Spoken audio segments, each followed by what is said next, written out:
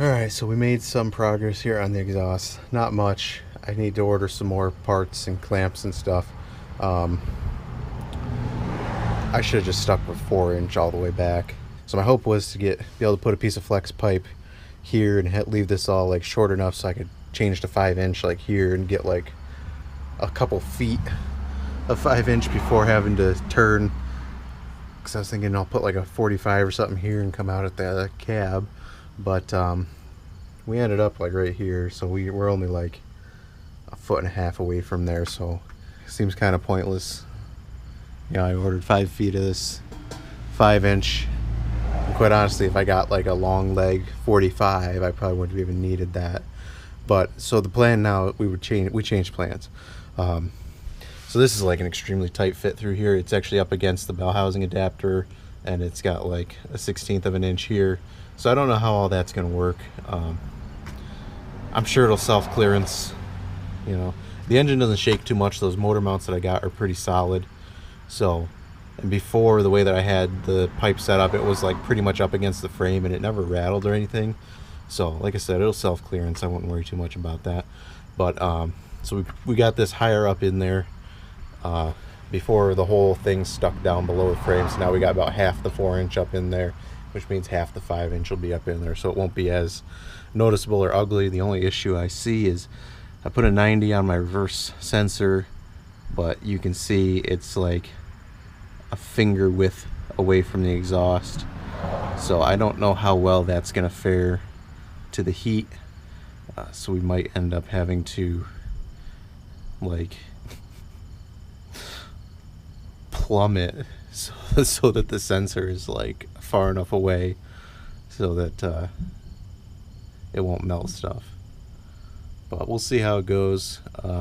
So the new plan for the exhaust system here is we're gonna go inside the air dryer.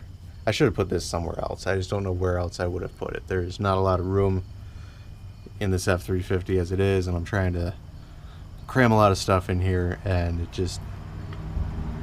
isn't working out. It'll work, but you know, just gotta get creative. So what we're gonna do is I'm gonna order 2 45s.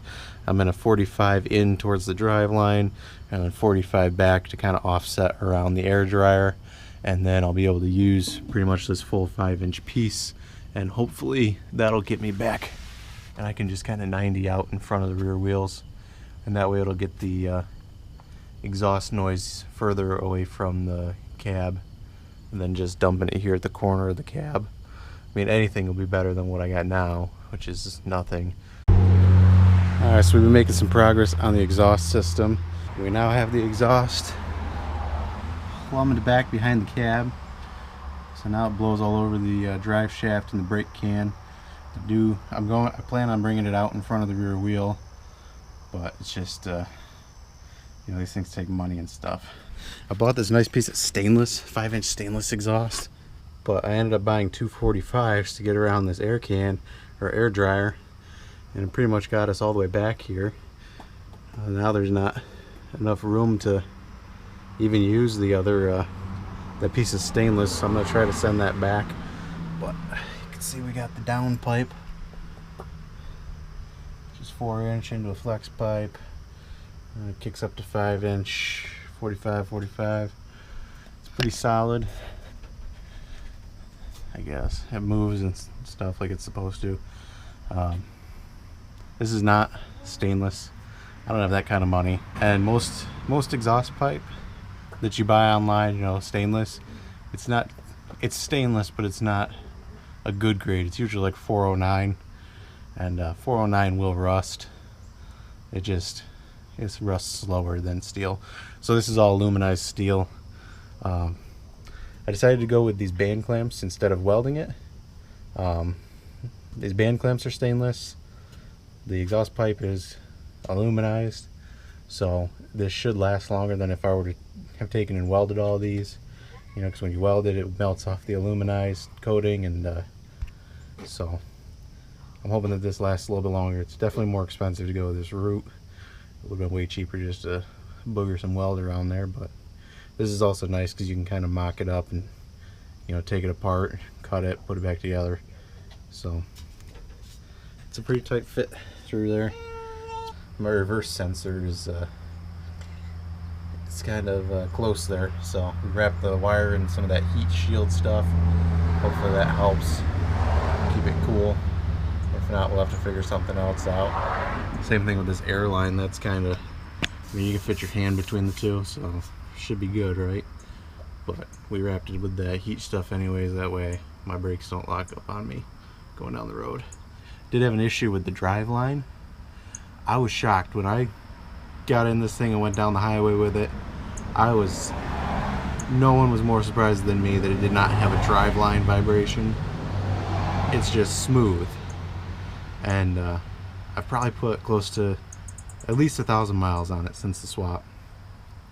And I did a bunch of driving for a friend of mine's wedding. And after that, it was all highway too. After that, I started getting a vibration in the Driveline. So I started monkeying around with it, and this universal joint back here going into the transfer case on the drive shaft side, it was sliding back and forth inside the caps. So like the caps had spread open. So I took it back and they fixed it, no questions asked, put a new, he said that the greasable U-joints have a little more slop in them. So they put a non-greasable in. So we'll see, but I'm gonna take it for a drive, make sure that fixed it, 'cause I just put that in. I want to see how much quieter it is with this, with the exhaust dumping back here. So we'll see what it sounds like too.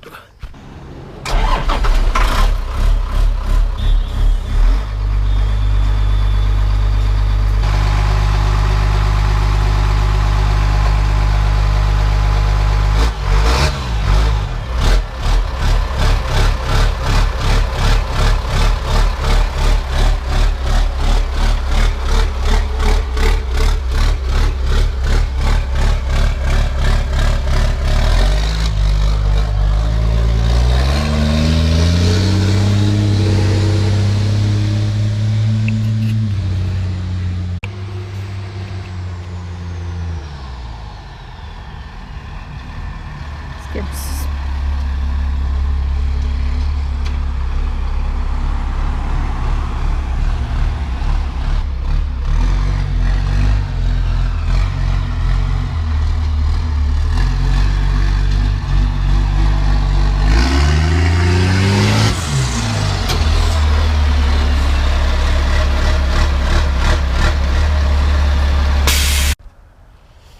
Alright guys, we did end up finishing the exhaust. Truck's not leaking, it's the snow melting in the back. So yeah, we ended up I had to buy 345s. You can see the last one there. Just kind of shoots it straight into the tires. The exhaust was quieter before I put that last 45 on. I think it bounces off the tires, makes it a little louder in the cab, but it's still way quieter than when I was running no exhaust. You can actually like talk to each other, yell at each other, whatever you want to, listen to the radio kind of. Never been a huge fan of like the big tips, but I think it needed something. So that is a 5 to 6 inch tip. Ordered that sucker off of Amazon. You can tell it's already covered in salt because we had one snowstorm, so now everything's covered in salt. But I was actually really surprised. That's actually stainless, like not even a little magnetic. So I'll leave a link in the description to that. It wasn't that expensive, but it fit perfectly, and it's actually stainless, so I was pretty impressed with that. I think it turned out pretty decent. I was kind of afraid it would look goofy, sticking way down, but I don't think it looks that awful.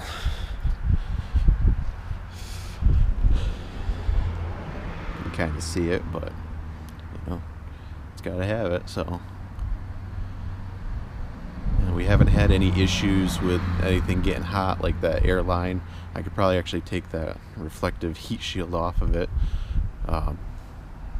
because after running it for, I don't know, I took it on like an hour drive a while back, and I stuck my hand right on the airline and it was cold to the touch. So same thing with the reverse sensor. I don't think we were gonna have any issues with that.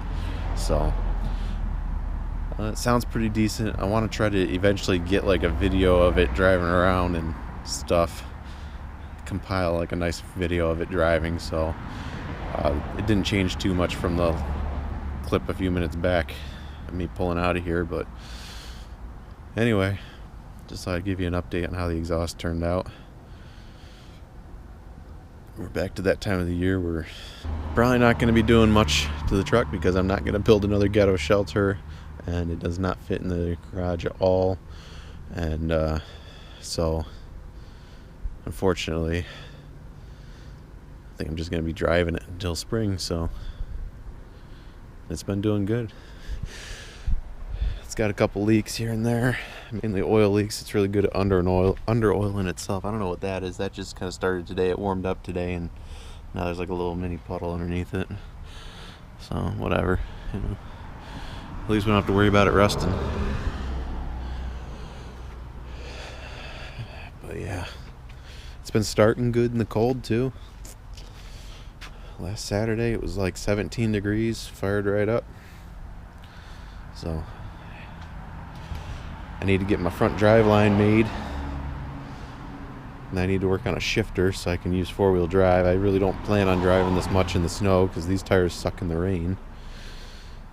I need to re-groove them. It says they're re-groovable on the side, so just got to get myself a tire groover and put some rain grooves into them.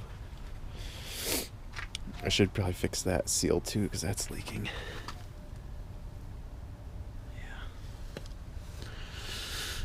That's just an O-ring, so I just haven't gotten one yet. Alright, well, there you have it.